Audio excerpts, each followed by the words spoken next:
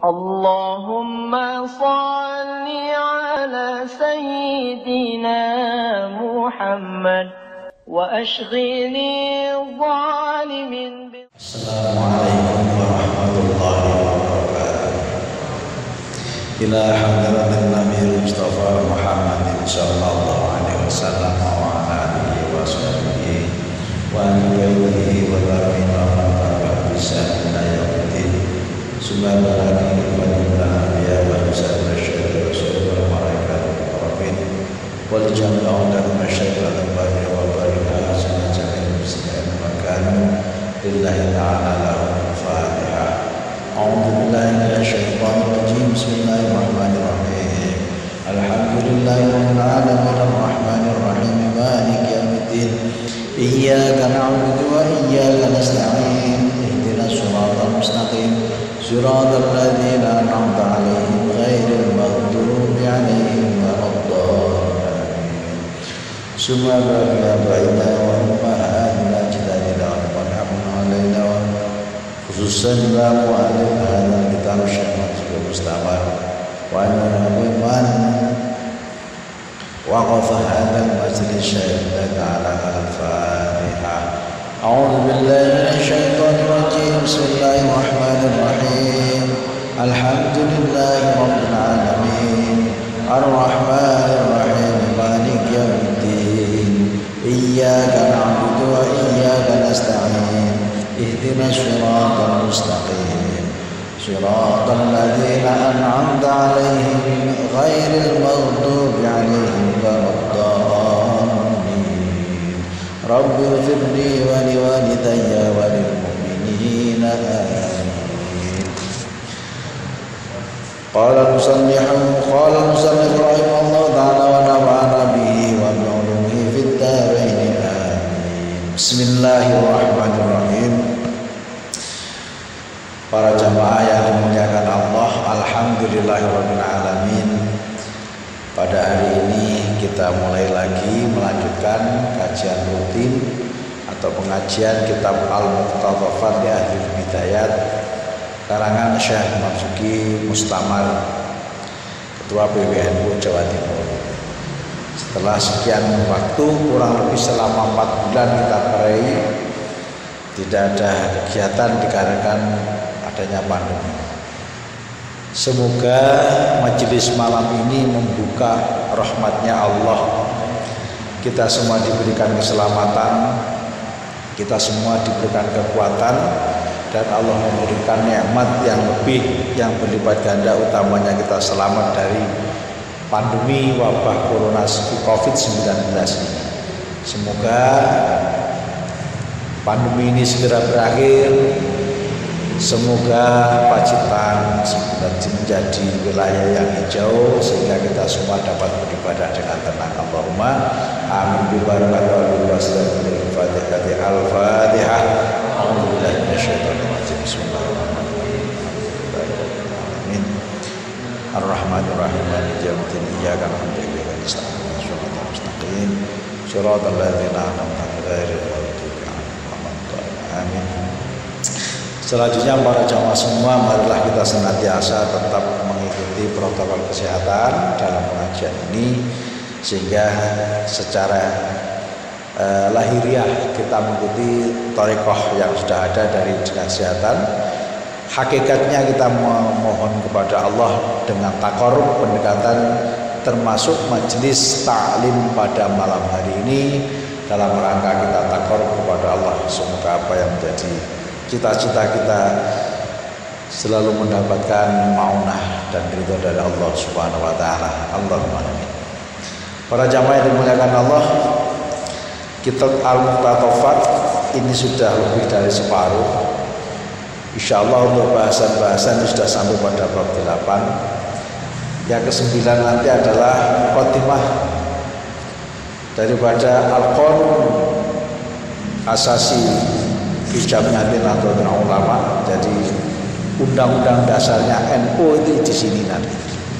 Insya Allah kita lihat, kita kaji bersama. Semoga kita mendapatkan petunjuk, menambah keyakinan kita dalam beribadah dengan mengikuti manhaj ahlu sunnah wal jamaah ini. Baiklah, kita akan menyampaikan hadis ke-8, hadis yang nomor 134. Ulang 131. Bahwasanya disampaikan dari Anas radhiyallahu anhu. Insyaallah mengulangi hadis 130. Anas radhiyallahu anhu.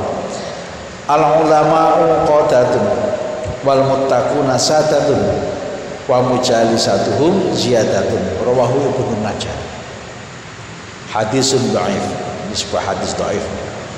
Diceritakan dari Anas radhiyallahu anhu, al ulama utawi para ulama, para wong sing alim iku qadatun, panglima, pemimpin perang, pemimpin yang harus ditaati, yang memberi komando kepada kita. Wal muttaquna lan utawi wong-wong sing padha takwa iku sadatun, menjadi orang-orang yang terhormat. Jadi kalau ulama itu panglimanya, lah orang yang bertakwa itu adalah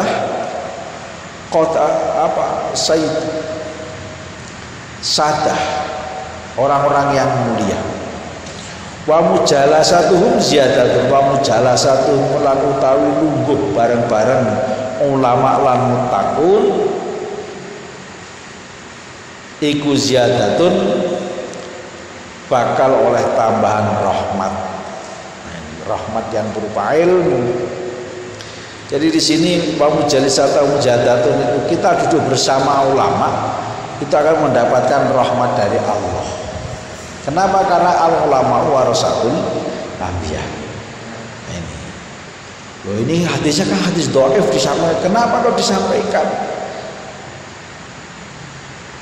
Ulama ahli hadis bersepakat bahwasanya hadis dhaif itu masih bisa diamalkan untuk fadhailul amal. Jadi hadis itu kalau dhaif bukan sekali lagi terus harus dibuang begitu saja, tidak. Dhaif itu artinya lemah. Lemah di sini dari sisi cara penyampaiannya, sisi sanadnya. Jadi orang-orang yang meriwayatkan hadis itu di situ ada seseorang yang punya ilat, ada cacatnya.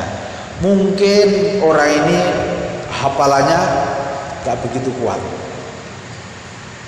Kalau sudah masuk sanad yang tidak begitu kuat, kalau dibanding dengan kita kayaknya apa-apa nih awak ini gitu.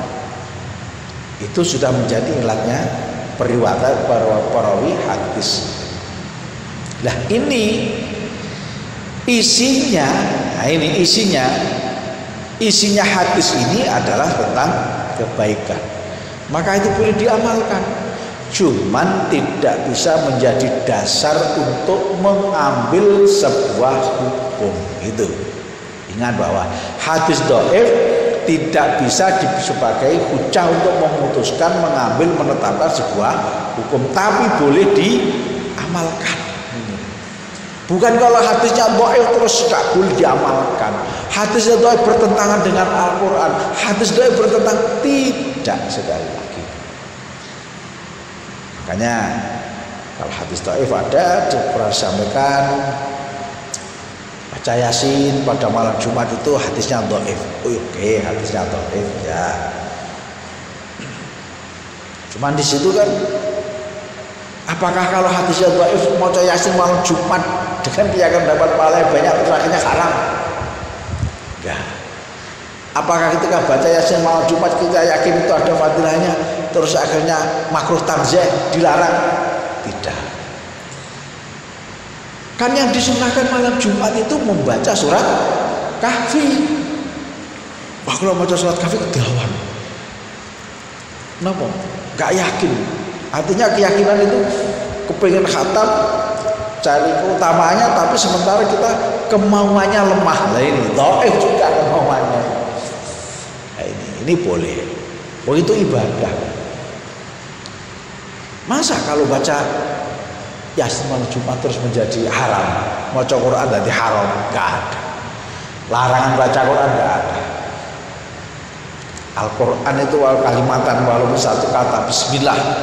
Bismillah itu min ayatil Quran. Contohnya dalam suratnya Nabi Sulaiman, innahu bismillahirrahmanirrahim, innahu min Sulaiman wa innahu bismillahirrahmanirrahim. Jadi ketika Nabi Sulaiman mengirim surat pada Bilqis itu ada tulisan bismillahirrahmanirrahim itu ayat Quran. Kullu amrin la yubda'u bismillah bahwa semua pekerjaan baik yang tidak dimulai dengan menyebut nama Allah dengan bismillah maka akan terputus barokahnya.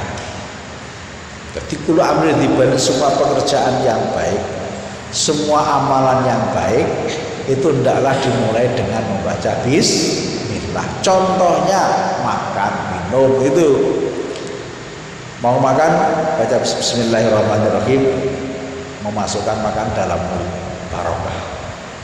Mau minum bismillahirrahmanirrahim. Setelah minum, setelah makan alhamdulillahirabbil alamin. Itulah sebegitu hebatnya.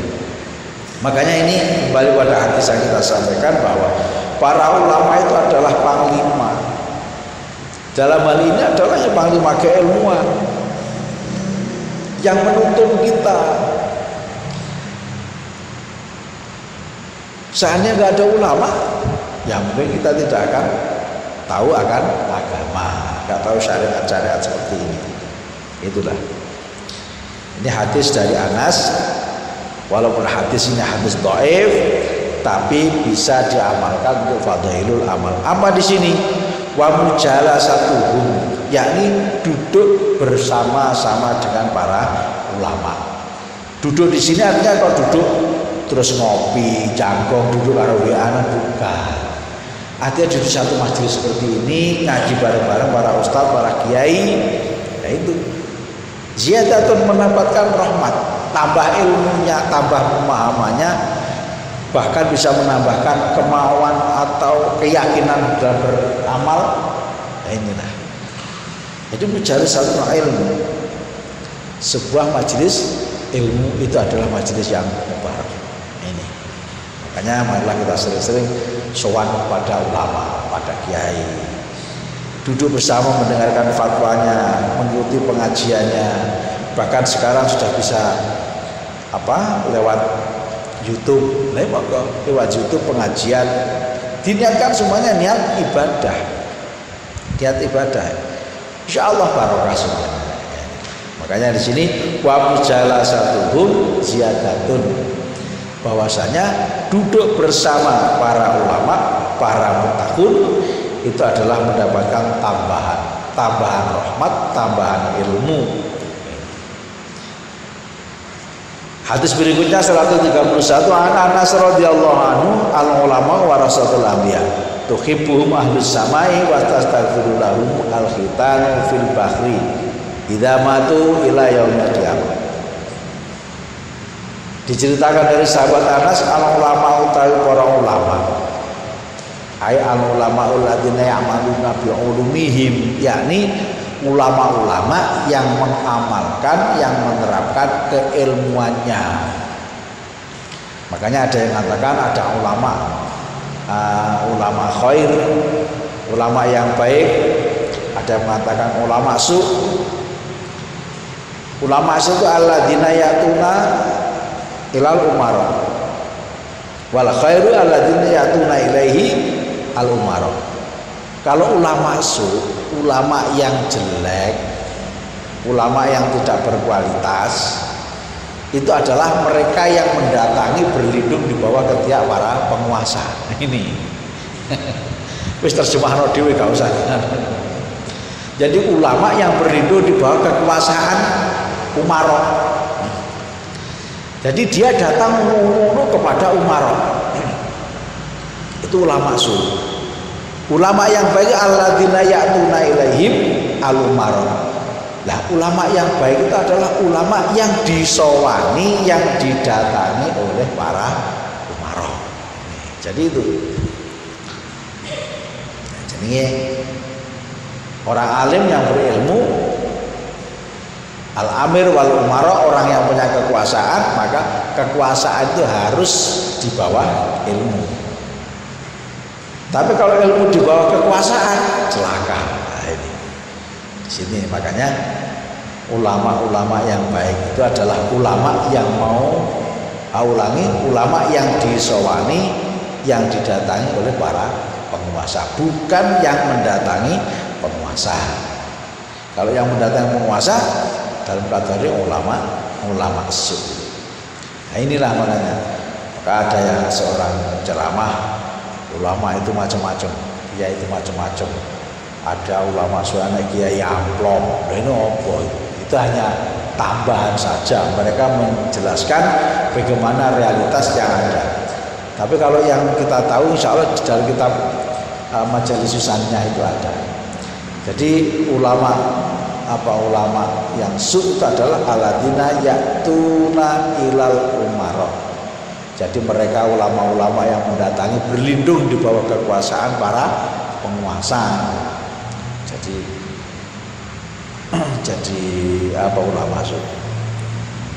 Ada pertanyaan, Pak, lah kalau ulama-ulama MUI itu siapa? Nah, lihat saja. Kalau memang dia jadi keulamaannya itu karena diangkat karena SK, karena di bawah kekuasaan para umara, ya dimasukkan saja. Monggo klasifikasi masuk kemana. Tapi kalau yang duduk di sana itu para MUI itu adalah mereka-mereka yang sering dimintai fatwa oleh para penguasa, nah itu ya masuk klasifikasi yang mana. Monggo, kita sudah tahu itu.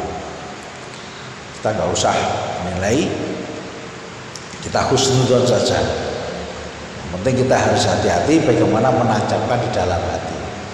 Tapi ketika hati kita ini nggak senang, ya jangan terus diomong kalau masuk kayak aku udah nah nggak usah. Itu jadi sebab menebar fitnah. Betul nah hukumnya itu. Jadi di sini. Nah, kalau ulama itu warasatul anbiya'i, pewaris para nabi. Tuhibbuhum, padha seneng ing para ulama, sapa ahli samai, penduduk langit, tegese para malaikat. Wa tastaghfiru lan padha njaluk ngapura lahum kangge para ulama, apa alhitan iwak fil bahri ing dalem segara. Idza matu nalikane mati para ulama, nalikane sedo sapa ulama, ila yaumil kiamat sampai besok dina kiamat. Hadisun lagi-lagi hadisnya dhaif. Hadis dhaif. Kita sekedar tahu ulama itu pewaris nabi, maka ketika meninggal dunia, nah ini para penduduk langit, para malaikat, bahkan ikan-ikan yang di laut itu memohonkan ampun sampai hari kiamat.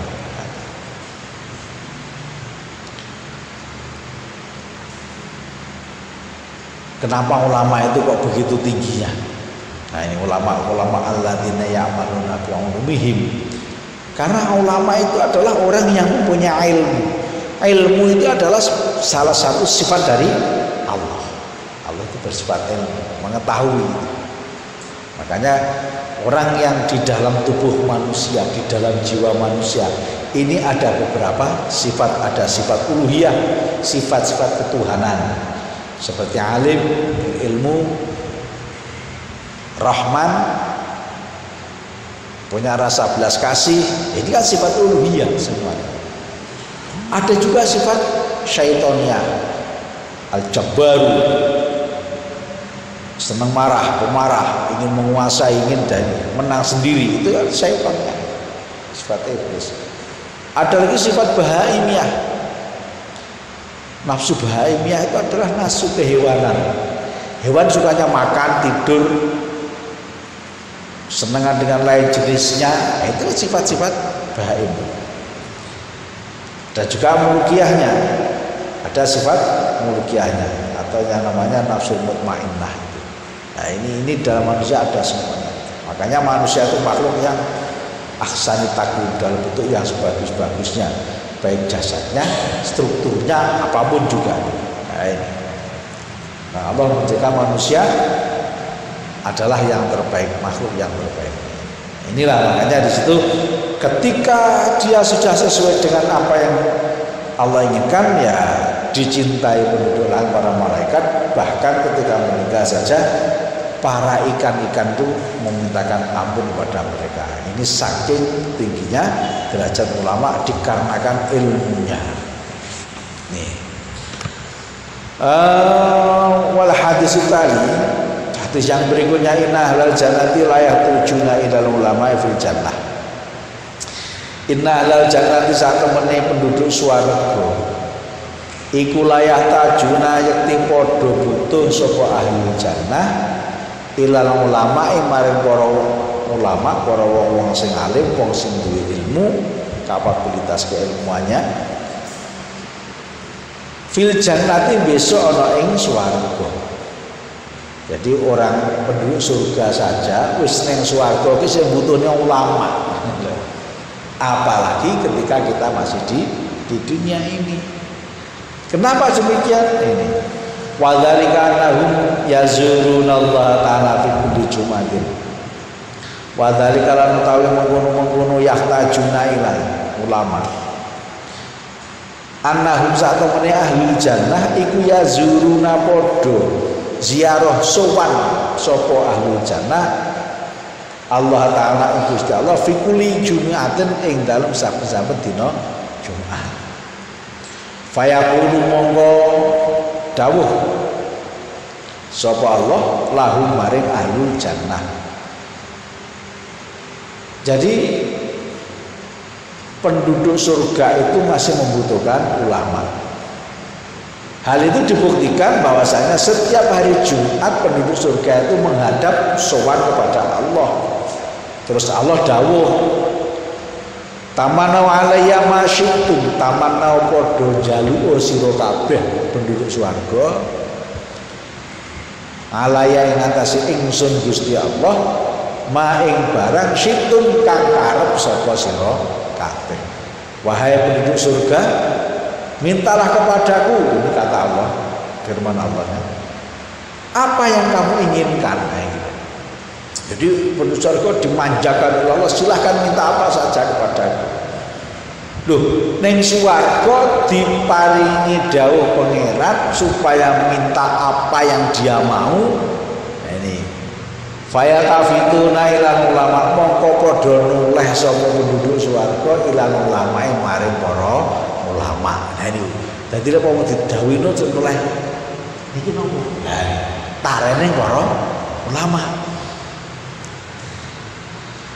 Fayaquluna mongko ngendikan sapa ulama, mata fayaquluna mongko matur sapa ahli swarga penduduk surga, mada ing apa tamanna namanna ngarep-ngarep atau nyuwun sapa kita ing Gusti Allah.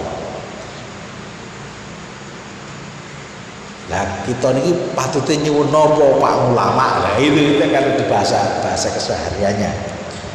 Noleh pada ulama terus matur, kita ini minta apa?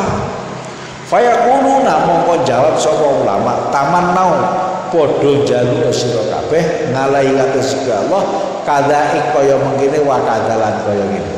Jadi kada itu isyarat. Kanjeng Nabi berisyarat demikian dan demikian.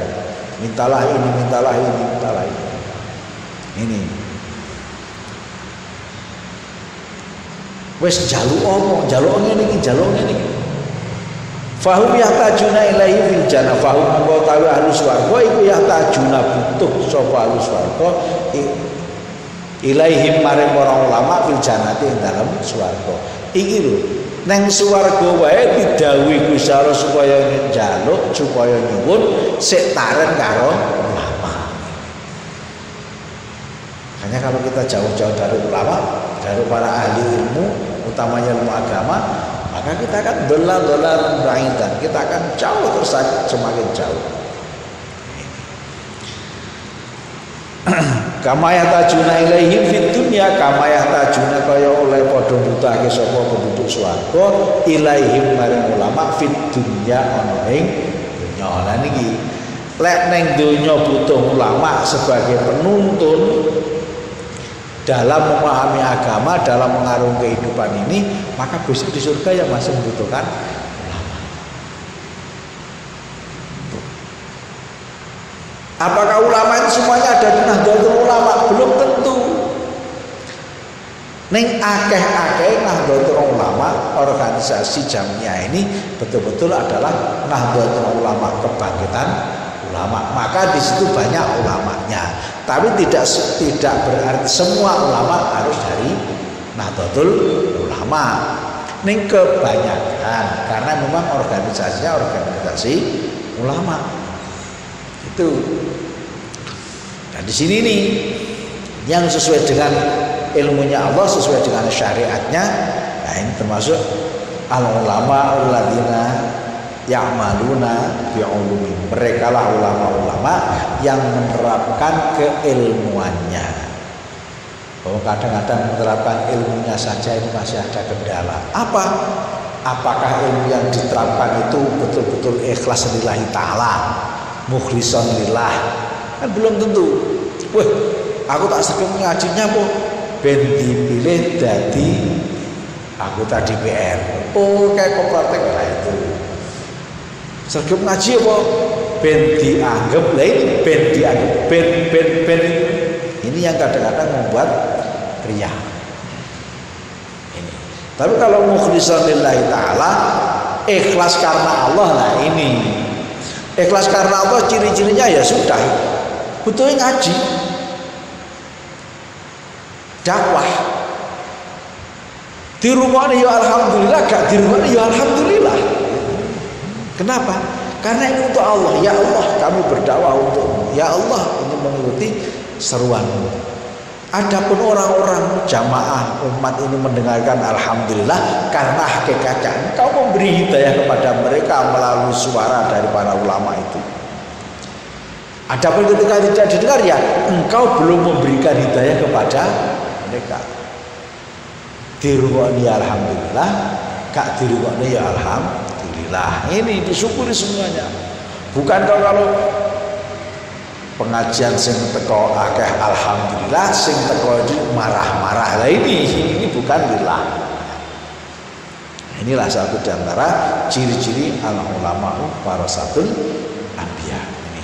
Jadi itu. Jadi ulama itu memang siapa saja yang sudah sesuai dengan ketentuan keilmuan dari Allah Subhanahu wa taala, yakni orang-orang yang ikhlas menjalankan ilmunya, tidak ada pamrih kecuali hanya taqarrub menjalankan perintah Allah. Jelek matur kowe nek nglakoni umahnya les masyaallah. Kenapa? Karena sudah menyangkut dengan af'alul qulub. Perbuatan-perbuatan yang ada di hati, kerentek, unek-unek. Nah ini loh. Ketika kita ngaji tadinya ya bahasa dirungokne bisik, masya Allah, suaranya apik tenan.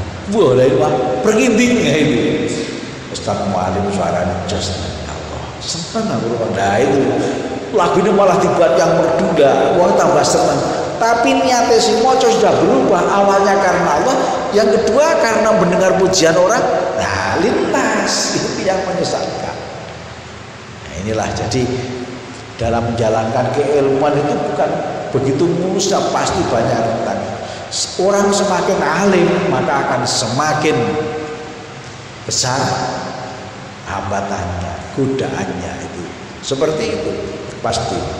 Kalau pepatah Jawa, wit iku saya dhuwur saya gedhi angine. Nah, tampekane angin saya banter. Cobaannya juga semakin berat. Makanya di sini. Nah inilah keutamaan para ulama. Di dunia dibutuhkan umat, besok di akhirat juga masih dibutuhkan penduduk surga. Wa an Abi Darda radhiyallahu anhu al-alimu wal muta'allimu syarikani fil khair wa sairun nasi la khaira fihi. Rawahu Tabrani hadis hasan. Nah, an Abi Darda cinarto saking sahabat Abi Darda radhiyallahu anhu al-alimu ta wong sing alim. Orang alim itu Alim itu berasal dari kata alima ya'lamu ilman dan seterusnya. Bahwa alimun, orang yang mengetahui itu adalah orang yang alim. Pak, bedanya apa dengan alim dengan ulama? Secara harfiah ulama itu jamak dari kata alim. Wahai para alim, para alim itu bahasa Arabnya ulama. Terus neng Indonesia itu untuk menegaskan. Karena apa? Di dalam bahasa Indonesia itu ada namanya gaya bahasa apa? Hiperbola.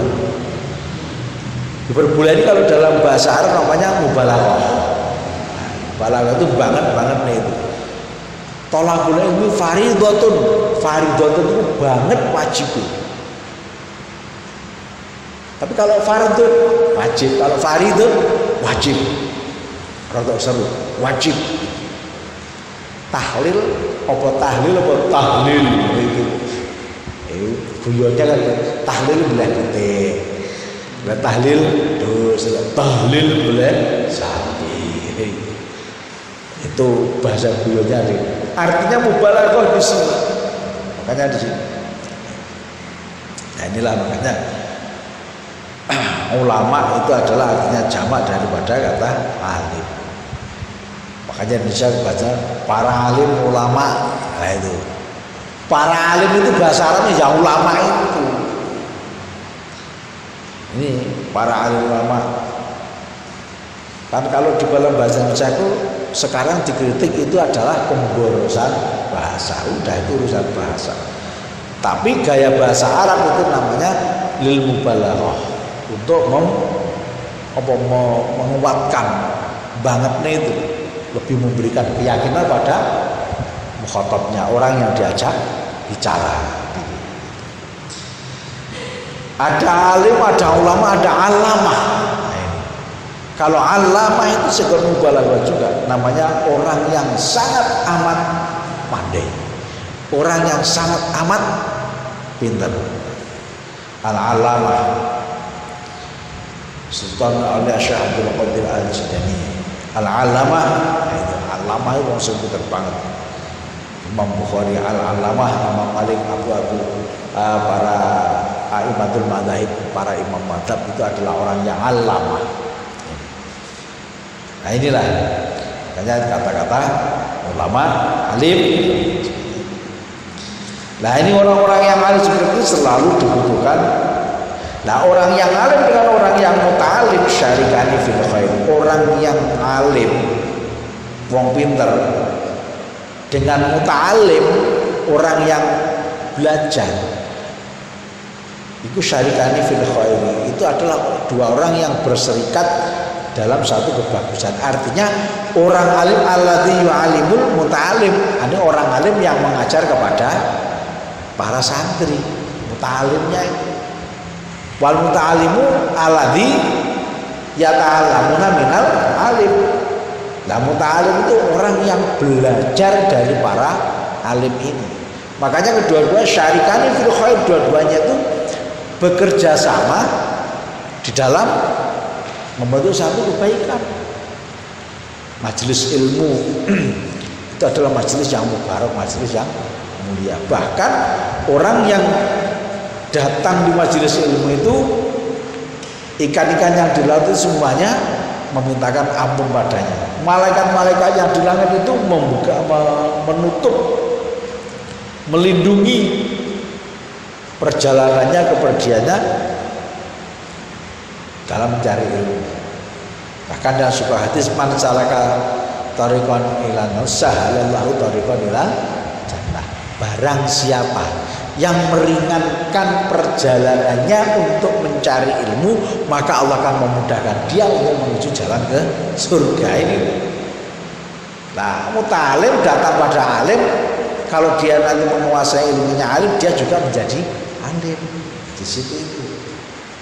Kalau alamah orang yang sangat pandai. Nah, makanya al-alamah, al-alim dengan muta'alim itu syarikani. Ini wasailun nasi la khair. Orang lain enggak punya kebaikan dalam hal seperti itu. Jadi wan nasu itu bukan orang, bisa kan orang lain. Jadi bukan yang syarikani fil khair, bukan alim, bukan muta'alim. Nah, lainnya ini termasuk orang yang maktub dalam atau terkumpul dalam istilah bahasanya annas. Annas itu orang banyak, orang kebanyakan pada umumnya itu. Wan nasu la khairu lahum. Sedangkan orang-orang lain itu selain ngalim dan muta'alim itu la khairu lahum, tidak mempunyai kebaikan. Enggak oleh kebaikan. Kenapa? Seperti kita. Kebaikan dari mana? Wong kalau ketemu ya siji ya tetap satu, tapi ya enggak ada komunikasi. Ketemu lagi di warung kopi tidak membicarakan tentang, tapi guyon-guyon hal-hal yang lahwal hadis, ucapan-ucapan yang tidak punya makna. Artinya dalam agama itu adalah hal yang sia-sia. Nah, kecuali kalau di warung kopi yang dibahas tentang keilmuan, tentang ibadah, tentang muraqim ubudiyah, meningkatkan ibadahnya. Nah, itu baru namanya majelis yang baru, majelis ilmu. Nah, ini. Nah, sekarang kita tidak harus duduk dalam masjid seperti ini dalam mencari ilmu. Nah, sekarang pakai gadget itu, ya kita pakai HP itu bisa. Makanya kalau ngaji kitab ini di situ kan di YouTube sudah ada kiai ini ngaji kitabnya tanggal sekian-sekian. Nah, itu karena tersimpan kita ini kok kiai ngaji yuk, saya suka boleh kitab dibuka ceklik. Nah, itu bisa seperti itu. Cuman di situ cara tabarukan keilmuannya. Nah, ini yang paling bagus ngaji itu adalah talaki tata wajah seperti ini antara guru dengan murid. Kenapa? Karena di dalam itu ada nilai silaturahminya, ada nilai ukhuwahnya, Rasul Handarbeni satu dengan yang lainnya. Tapi kalau melalui YouTube kita hanya dapat menjelaskan ilmunya saja, talakinya nggak ada, silaturahminya nggak ada, tausiqul ukhuwah, penguatan persaudaranya juga tidak ada. Tapi mendapatkan ilmu. Itu juga media pembelajar, media dakwah bagi kita semuanya. Ini hadis tentang itu. Kemudian yang berikutnya, al-harbu khid'atun, rawahu Ahmad muttafaqun alaih. Al-harbu utawi perang itu khid'atun, rekodoyo. Rawahu riwayatake hadis sapa Ahmad Imam Ahmad muttafaqun lan disepakati apa alih atas hadis. Tegese muttafaqun alaih itu disepakati oleh Bukhari, Muslim. Wa Abu Dawud wa Tirmidzi an Ibnu Jabir. Muttafaqun alaih an Abi Hurairah. Muttafaqun alaih lewat sanad Abi Hurairah. Berarti hadis ini jalurnya banyak. Wa Ahmad an Anasin, wa Abu Darda an Ka'bin bin Malik wa Ibnu Majah an Ibnu Abbas. Wa an Aisyah wal Bazar wa an Husain wa Tabrani an Husain wa an Zaid bin Sabit wa an Abdullah bin Salam wa an Auf bin Malik wa an Naim bin Mas'ud wa an Nawas bin Sam'an wa Ibnu Asakir an Khalid bin Walid. Jadi hadis ini perawinya seperti itu. Ya memang susah. Bagaimana ulama hadis dulu mencari satu hadis itu berjalan berbulan-bulan untuk mentasihkan satu sebuah hadis. Oh, ini ada Pak Kiai Amin menyampaikan sebuah hadis, lah ini diurut. Pak Kiai Amin dalam di usaha itu cari, kadang berbulan-bulan mencari dalam plek. Apa benar ini benar saya mendapat? Oh, itu namanya mentasihkan hadis. Begitu perjuangan para ulama muhaddisin tempo dulu seperti itu dalam rangka menjaga kemurnian atau otentisitas daripada hadis-hadisnya Kanjeng Nabi itu. Padahal hadis itu mulai dibukukan kan setelah sekian tahun pada abad kedua atau ketiga. Jadi ini. Jadi mulai tahun 91 itu baru ada ada gerakan Umar bin Abdul Aziz memerintahkan para gubernur untuk mendatangi, mengumpulkan para ulama. Siapa di antara mereka yang punya hafalan-hafalan hadis dikelompoknya dari siji. Itu perintah resmi dari gubernur, dari Khalifah Umar bin Abdul Aziz Khalifah Bani Umayyah yang kelima, insyaallah. Nah itu mulai ada gerakan dari gubernur bersurat kepada ulama-ulama. Ya kalau sekarang ada WA cepet, kalau dulu kan nggak ada. Kurir, Pak Kiai Amin punya santri, kurir namanya Pak Mualim lah. Santriku Mualim, iki surat terno ngene, lah penguasa sama. Berapa bulan dia jalan naik onta? Itu seperti itu. Nah, baru nyampe sana, akhirnya di daerah dikumpulkan kiai-kiai itulah, dilaporkan pada gubernurnya, dilaporkan pada khalifahnya. Akhirnya tersusun sebuah kitab hadis sebagai pegangan. Itu baru kumpulkan. Kemudian ada hadis-hadis ini diteliti. Oh ini hadis ini dhaif. Oh ini hadis maudhu, ini hadis palsu. Nah, itu. Kenapa? Karena perkembangannya kebutuhan manusia itu membuat manusia berani dan lupa diri kepada ukubah, akibat, sanksi hukum ketika merubah suatu tatanan. Contohnya Kanjeng Nabi tidak pernah dia ngomong seperti iki lho Kanjeng Nabi kan ngene iki untuk mandekne omongane demi mencapai tujuannya. Nah ini namanya hadis maudhu, hadis palsu. Seperti itu. Hadis dhaif itu awal juga seperti itu, bisa digunakan untuk kelompok-kelompok tertentu menguatkan pada kelompoknya saja. Nah, hadis dhaif ini perawinya di antara pembawa berita sampainya pada perawi ini ngecek, di sini ada orang yang hafalannya kurang. Nah, dari sini ada yang kurang tadi, sini lagi. Nah, ini berarti ada illatul hadis. Ada illatnya menjadi cacat, bisa menjadi dhaif. Dhaif ini bukan dari isinya, dari syaratnya tadi. Nah, ini makanya perlu kita pahami bersama. Wattafaqal muhadditsuna ya anna dhaifa ya juz'i amalu li fadailil amal. Para ulama hadis itu bersepakat untuk membolehkan atau bolehnya mengamalkan hadis dhaif untuk fadailul amal, bukan sebagai hujah daripada memutuskan suatu hukum. Ini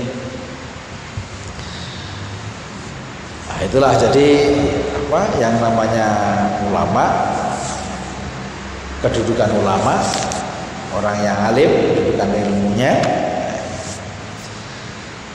Berikutnya al-harbu khid'atun. Sudah tadi, sudah tadi. Kemudian yang berikutnya wa aqulu stadallahu aidan bi anna sallallahu alaihi wasallam amara masjastan situ an-nasa inda iradatihi khutbatan minni fi hajatul wada. Ustaz Tuhfatul Muhtaj dalam kitab Tuhfatul Muhtaj ini Musara menyampaikan, aku berpendapat, misalnya pengarang kitab Tuhfatul Muhtaj ini, hadis tersebut juga menjadi dalil bahwa Rasulullah mengutus seorang untuk menyuruh dalam seluruh sahabat ketika beliau akan berkhutbah di Mina saat haji. Jadi ada hadis aku lu asadilu aidan bi annahu satu menika Kanjeng Nabi sallallahu alaihi wasallam iku amara perintah man en wong yastan situ supaya nelingake.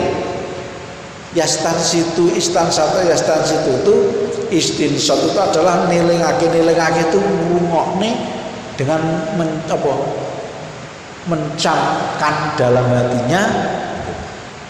Kalau sami'ah mendengar dengan telinga santai aja, mungkin mendengar kalau wi'anan itu sami'ah. Tapi kalau insot, nah itu sudah mendengarnya penuh perhatian. Nah itu. Makanya kalau di masjid-masjid desa, masjid-masjid Ahlussunnah wal Jamaah kebanyakan itu masih ada budaya. Ingat, budaya ketika mau khutbah itu ada Bilal, ada orang yang namanya Bilal itu bukan nama orang, tapi sebetulnya benar adalah Muraki. Muraki itu wong sing ngunggahne khotib nang mimbar. Bahasanya seperti itu. Jadi kalau sudah murogi itu berdiri di depan mimbar itu biasanya menghadap pada jamaah.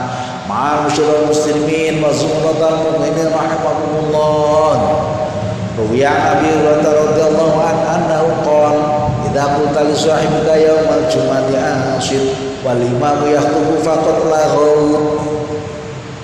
Itu menyampaikan, wahai orang-orang muslim, wahai orang mukmin, itu ma'asyiral muslimin wa zumratal rahimakumullah, yang wahai orang muslim yang dirahmati Allah. Ruwiya Nabi, ada hadis diriwayatkan dari Abi Hurairah yang bunyinya idza qulta yaumal jum'ati anshid wal imamu yakhutubu faqad laghauta. Ketika kamu berbicara anshid menengok, nah itu diamlah, itu kepada temannya. Wal imamu yakhutubu, sedangkan khatib sedang berkhutbah, faqad laghauta, maka kamu sedang lagun dolanan dalam Jumatan. Wa man lahu fala Jumatalah, barang siapa yang dolanan nalika Jumatan itu enggak ada artinya. Fala Jumatalah, maka tidak mendapatkan keutamaan atau keabsahan yang hakiki daripada Jumatnya itu. Wala aku mau ngomong bar ngomong wis rasa Jumatan mulih wae. Nah ini kalau meninggalkan dari situ berarti berdosa. Faman taraka Jumat salasan bila udhrin toba Allah. Barang siapa meninggalkan sholat Jumat 3 kali berturut-turut tanpa ada alasan udhur syar'i, toba Allah ala qalbi, Allah akan mengunci hatinya, wana batil Islam, dan menetapkan berpaling dari agama Islam. Ini hati-hati kalau musim corona pandemi ini 3 kali berturut-turut tanpa alasan. Wong daerah yo ijo, tanggane sing padha Jumatan, masjid ya masih dibuka untuk Jumatan. Kok alah gak wani pandemi wah ini gitu loh. Nyatane sing Jumatan liyane ya selamat. Ini 3 kali berturut-turut seperti itu. Hati-hati kalau Allah sudah kunci hati ini, maka dia akan bisa mendapatkan hidayah. Itu untuk menambahkan kebaikan-kebaikan, hatinya akan menjadi sultoba Allah ala qalbi. Hati-hati. Nah, kembali pada bila tadi, makanya dikatakan bila seperti itu. Nah, ini.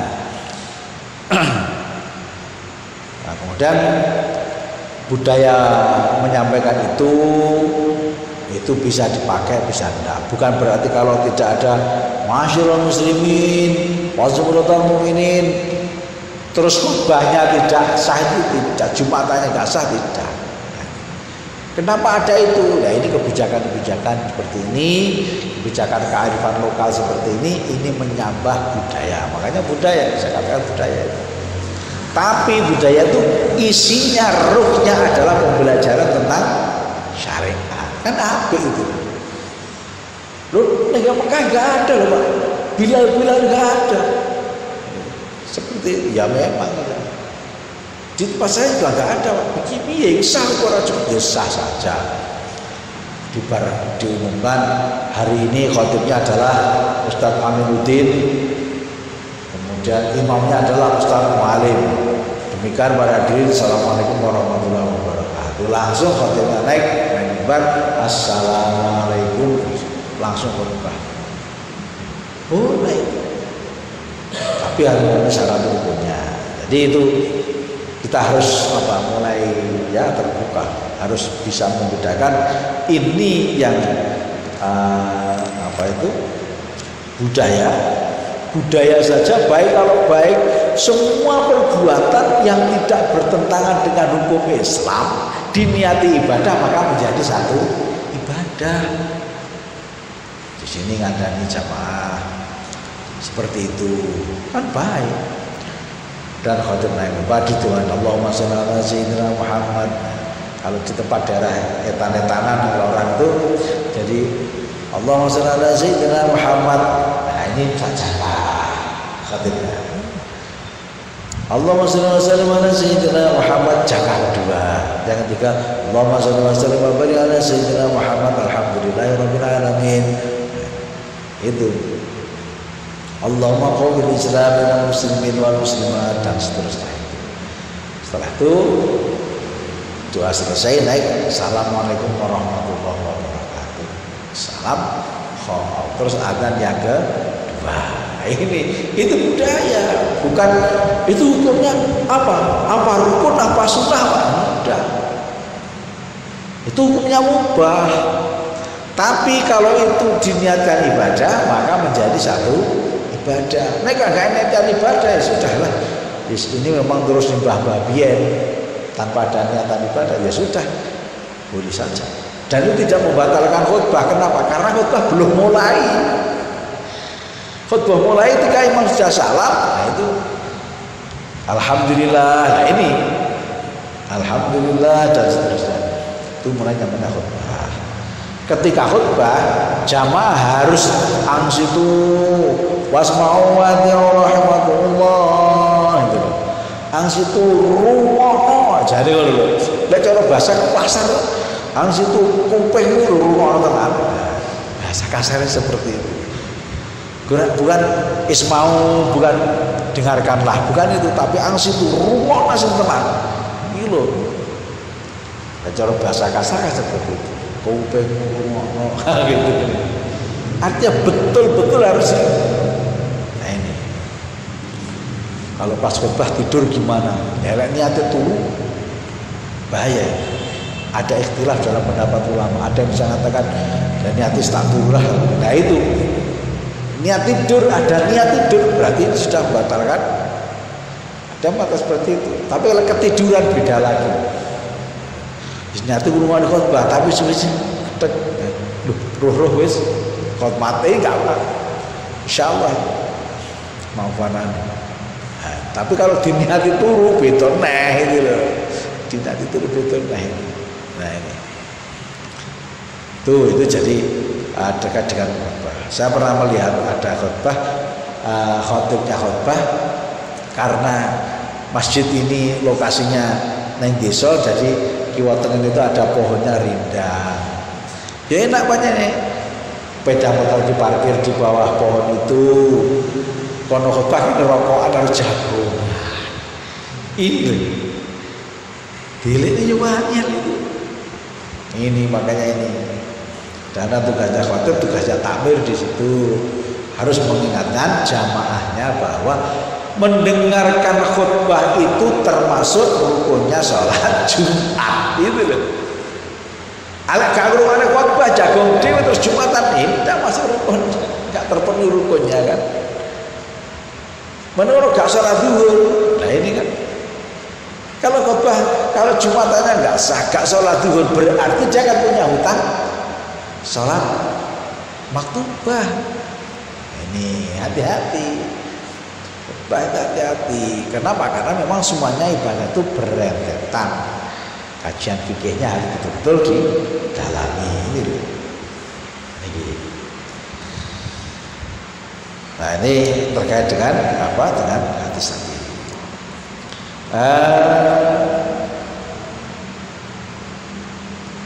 Aku li tastadil aidan bi anna sallallahu alaihi wasallam amara man yastansitun nasa inda iradatihi khutbatan minni fi hajjatil wada.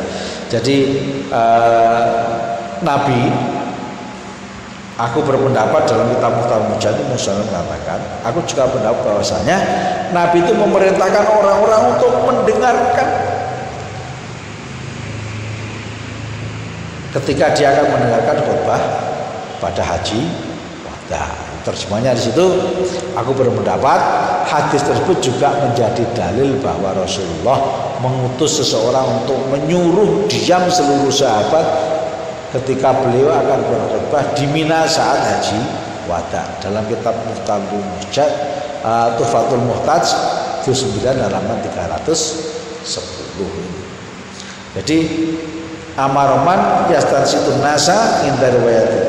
Jadi Kanjeng Nabi dahului seseorang supaya orang-orang itu betul-betul mendengarkan khutbahnya Nabi ketika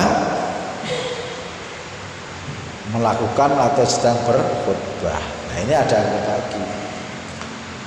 Terus kalau imam atau khatib sudah naik mimbar, kita baru datang. Nah ini kita solusi Natal Jumati apa solusi Natal tahiyatul masjidi.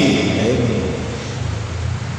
Karena kalau sholat qobliyah Jumat, sedangkan khutbah itu adalah rangkaian daripada sholat Jumat, maka ini sholat Jumat harus dimulai. Kalau sholat Jumat dimulai, maka saya qobliyah kan nggak pas. Makanya yang benar, nah ini menurut pendapat ulama itu, ya sholat sunat tahiyatul masjid. Dalam kitab fikih yang kita temukan, menurut Syafi'iyah falyusalli rakaatain khafifatain. Sholatlah 2 rakaat yang ringan, artinya aja dawa-dawa. Allah akbar bismillahirrahmanirrahim. Qul a'udzu birabbin nas. Rakaat kedua qul huwallahu ahad atau inna a'tainakal kautsar kalau qul itu ringan, kecil, selesai, terus mendengarkan khutbah. Bukan Allah akbar pakai surat sabbihi isma rabbikal a'la, itu tahiyatul masjid itu.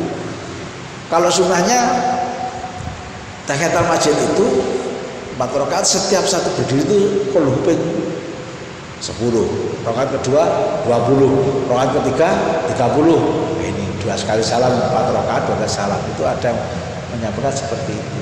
Jadi salat sunat qobliyah Jumat 4 rakaat ini full bacaan surat Ikhlasnya sudah 100 kali.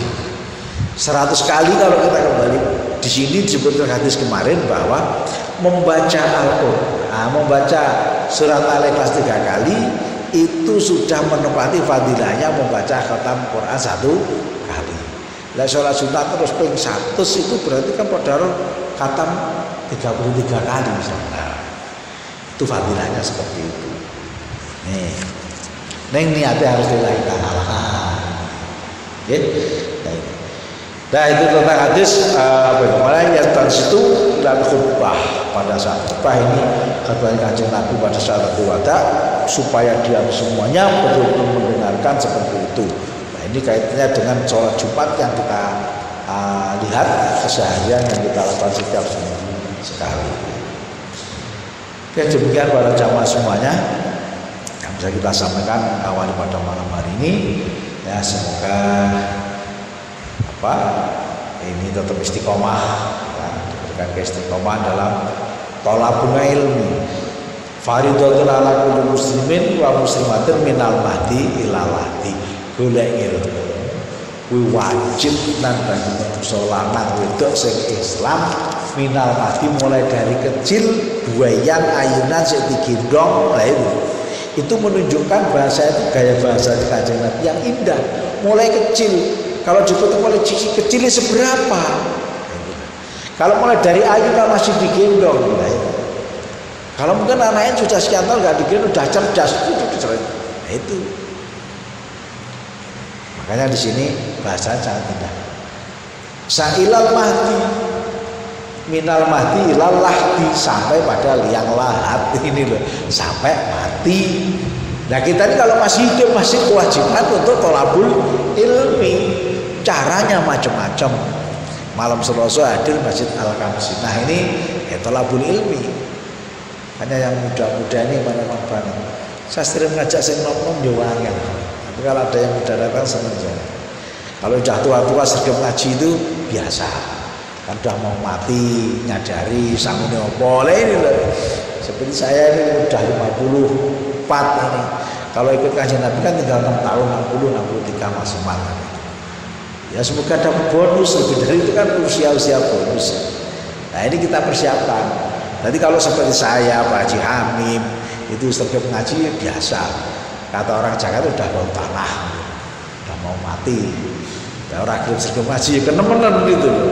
Kok enak wong tua apa gak gaya ini kayak canom. Nah ini kenemenan gitu.